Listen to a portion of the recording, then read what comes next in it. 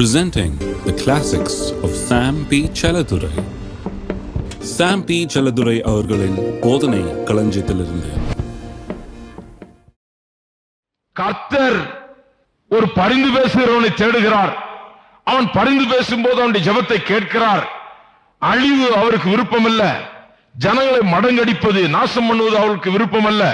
ஆனால் ஒருவன் சத்துருடைய கரத்திலே அவனுடைய கருவியாய் மாறுவானால் கர்த்தருடைய ஊழியத்தையும் கர்த்தருடைய பிள்ளைகளையும் கர்த்தருடைய நோக்கத்தையும் எதிர்க்கிறவனாய் அதை குறித்து பேசி கெடுக்கிறவனாய் இருப்பான் என்றால் நிச்சயமா அவனுக்கு அழிவு எப்படி ஏற்படுகிறதுனா யாரும் நம்ம ஜெபிச்சு ஏற்படல, அது நம்ம கொண்டு வர்ற அழிவு இல்ல, அது கர்த்தர் கொண்டு வர்ற அழிவு. ஏனென்றால் அவருடைய நோக்கத்துக்கு தடையாய் அந்த மனுஷன் நிற்கிறான். கடைசியில ஒரு நியாய தீர்ப்பு ஒன்று வருகிறது. அந்த நியாய தீர்ப்பிலையும் அநேகர் வெளிப்படுத்தல் 20ஆம் அதிகாரத்தில் கடைசி 10 வசனங்களிலே இதை சொல்லப்பட்டிருக்கிறது. என்ன சொல்லப்பட்டிருக்கிறது? அந்த நியாய தீர்ப்பிலே அநேகர் தங்களுடைய பெயர்கள் ஜீவ புஸ்தகத்திலே எழுதப்படாதவர்களாய் இருப்பவர்கள் அக்கினி கடலிலே தள்ளப்படுவார்கள் என்று சொல்லி இருக்கிறது. எங்க தள்ளப்படுவார்களா? அக்கினி கடலிலே தள்ளப்படுவார்கள்.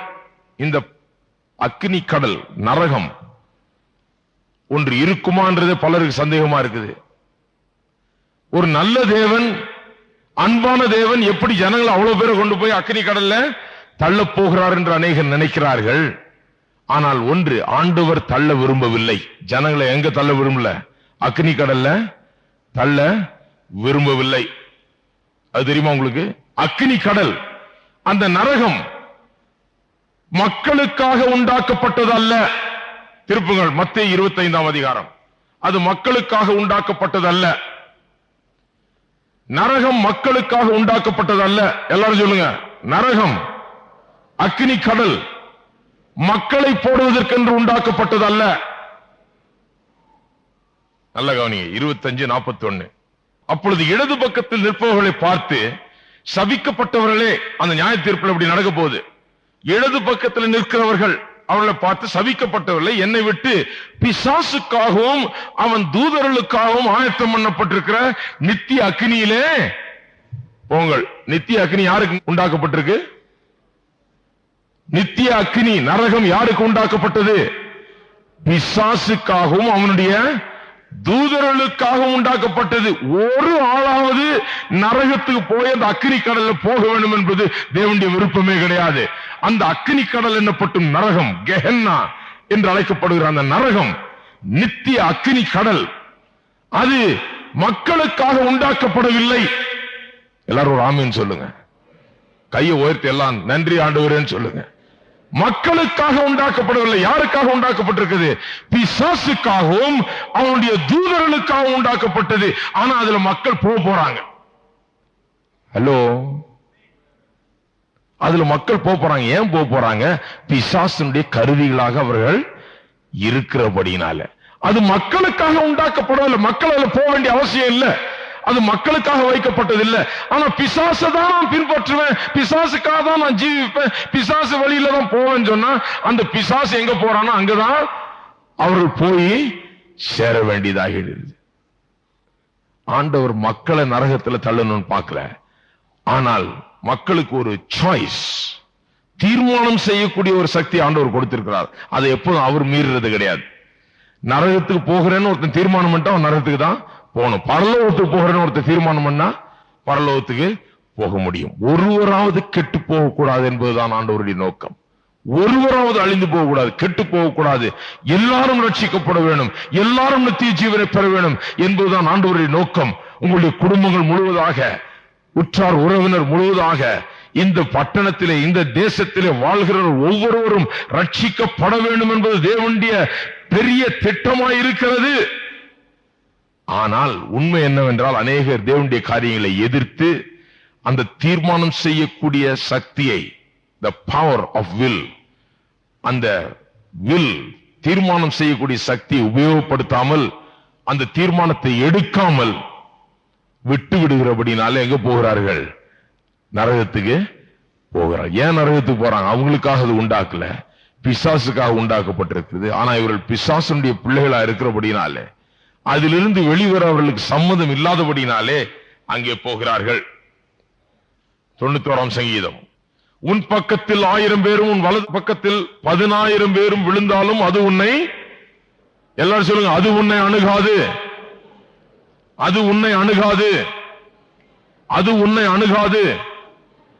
என்ன அர்த்தத்தோடு சொல்லி இருக்கிறது? அது உன்னை அணுகாது என்று சொல்லி, கர்த்தர் எப்போதும் ஜெயிக்கிறவர், கர்த்தர் ஒருபோதும் தோல்வியுறுகிறவர் அல்ல, கர்த்தர் ஒருபோதும் மடங்கடிக்கப்படுகிறவர் அல்ல, கர்த்தர் ஒருபோதும் அழிகிறவர் அல்ல. கர்த்தர் எல்லா எதிர்ப்புகள் மத்தியிலே நின்று ஜெயம் எடுக்கிறவர், ஜெயம் அளிக்கிறவராய் அவர் இருக்கிறார்.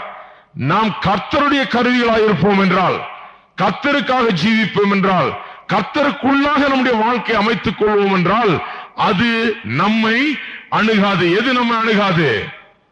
இரவில் உண்டாகும் பயங்கரம், பகலில் பறக்கும் அன்பு, இருளில் நடமாடும் கொள்ளை நோய், மத்தியானத்தில் பாழாக்கும் சங்காரம், எதுவுமே நம்மை அணுகாது. இதெல்லாம் என்ன பண்ணுது? யார் மேல வந்து சேருது? பிசாசுக்காக வேலை செய்து, பிசாசின் பக்கத்தில் நின்று பிசாசுக்கு ஆதரவு தெரிவித்து பிசாசின் கிரியை நடப்பிக்கிறார்கள். பாருங்க, அவர்கள் எப்படி மடிகிறார்கள், எப்படி விழுந்து போகிறார்கள். தேவன் வானத்திலிருந்து பெரிய அம்பு அனுப்ப போறதில்லை. தேவன் வானத்திலிருந்து மிஷின் கண்ணை வச்சு அவங்களை போய் சுட்டிட்டு இருக்க போறதில்லை. எப்படி அவர்கள் அழிந்து போகிறார்கள்? பல விதமா அழிஞ்சு போயிடுறார்கள். அவர்கள் எப்படி?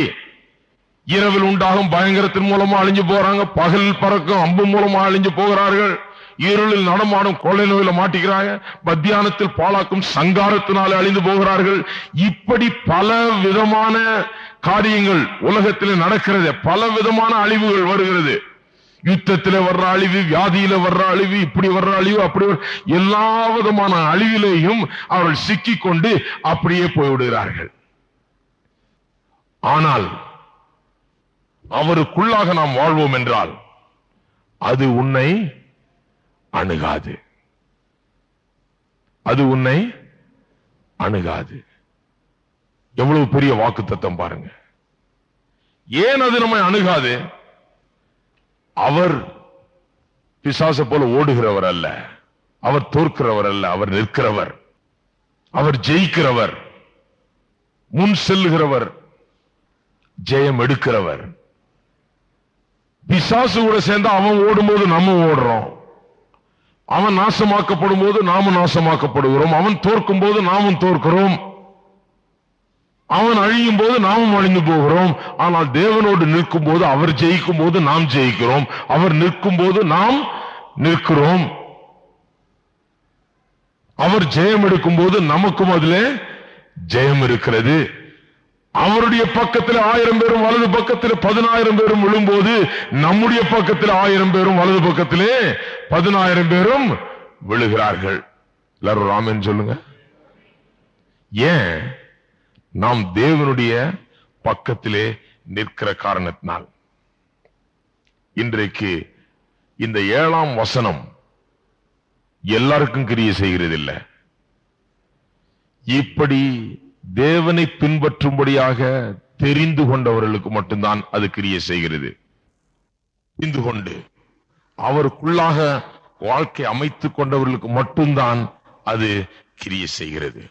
ஒருவர் 1000 பேரையும், இருவர் 10,000 பேரையும் ஓடி போக பண்ணுவார்கள், ஓட்டுவார்கள். 1000 பேர் 10,000 பேர் நம்மை எதிர்த்து வந்து அவர்கள் விழுவார்கள். அப்படிப்பட்ட வாழ்க்கையை வாழ்ந்து அவர்கள் அழிந்து போவார்கள். ஆனால் நாமோ அது நம்மை அணுகாது என்கிற விசுவாசத்திலே நாம் நிற்போம்.